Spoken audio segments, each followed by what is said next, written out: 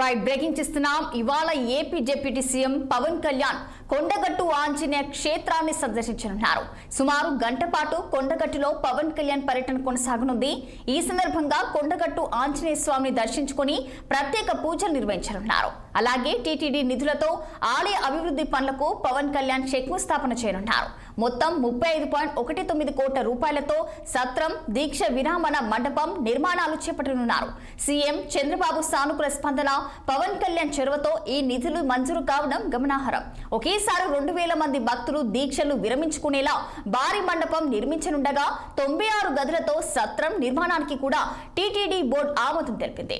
ఈ శంకుస్థాపన కార్యక్రమంలో టీటీడీ చైర్మన్ తో పాటు పలువురు ప్రజాప్రతినిధులు హాజరు కానున్నారు.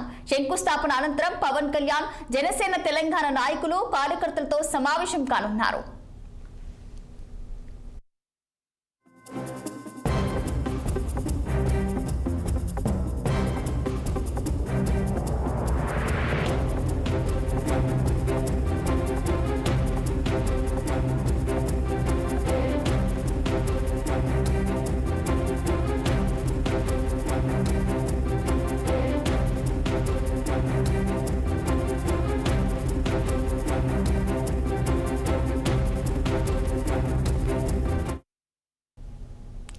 ఇవాళ AP deputy CM Pawan Kalyan Kondagattu Anjaneya క్షేత్రాన్ని సందర్శించనున్నారు.